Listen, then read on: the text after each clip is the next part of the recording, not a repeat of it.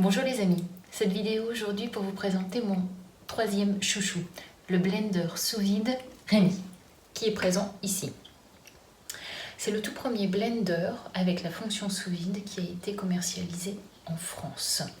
Ce blender, en fait, il est aussi puissant que tous les blenders qui sont mis actuellement sur le marché puisqu'il tourne à 22 000 tours minute.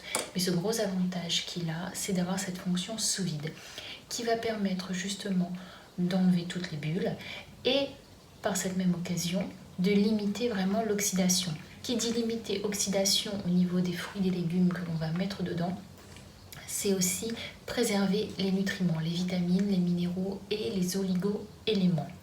Son utilisation est très simple et il va être notre meilleur allié en cuisine pour réaliser des smoothies, des pâtes à tartiner, que ce soit salées, sucrées, des crèmes glacées, des pestos également, dont je vais vous montrer une recette là aujourd'hui, des laits végétaux, des crèmes végétales, également aussi des beurres. Bref, toutes les recettes que l'on peut faire avec sont vraiment à l'infini. Et cette fonction sous vide est vraiment très très appréciable. De plus, il est livré également aussi avec un shaker à côté, que l'on peut appeler comme ça, oui, shaker. C'est-à-dire c'est un récipient que l'on va pouvoir également utiliser dans le blender. On le met comme ceci et on peut activer la fonction sous vide. C'est-à-dire que la préparation que vous allez faire, si vous en avez une trop grande quantité et si tout n'est pas consommé tout de suite, vous pouvez le conserver dans ce récipient et le conserver encore quelques jours à côté avec cette fonction sous vide. Voilà. Mais tout de suite, on va passer à la recette de pesto. Donc c'est un pesto de fans de radis. J'ai pris donc des fans de radis, une botte entière, donc que j'ai bien nettoyé bien entendu, dans de l'eau avec un petit peu de vinaigre blanc comme on l'a vu précédemment dans une vidéo. J'y ai ajouté 6 cuillères à soupe d'huile d'olive première pression à froid, très riche pour ses oméga 9. J'y ai ajouté également 2 cuillères à soupe de jus de citron, une gousse d'ail aussi. On va pouvoir y ajouter des amandes que j'ai pris soin de faire hydrater hier soir. Donc elles ont réhydraté toute la nuit ici.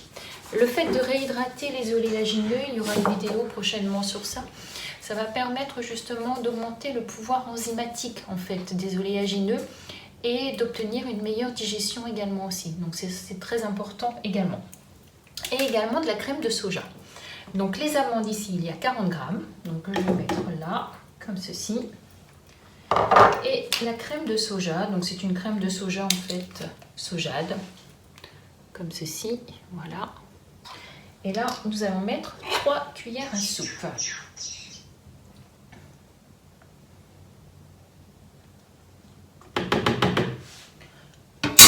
Voilà. Et nous allons pouvoir mettre en route notre blender. Donc bien fermer le couvercle. Alors vous avez ici une petite encoche là qui permet justement de tirer légèrement dessus et pour retirer l'effet sous vide. On le place. Voilà. Donc vous avez l'interrupteur ici automatique et l'autre qui permet uniquement de mettre sous vide. Donc là on va mettre automatique. Donc dans un premier temps ça met sous vide et ensuite ça va mixer.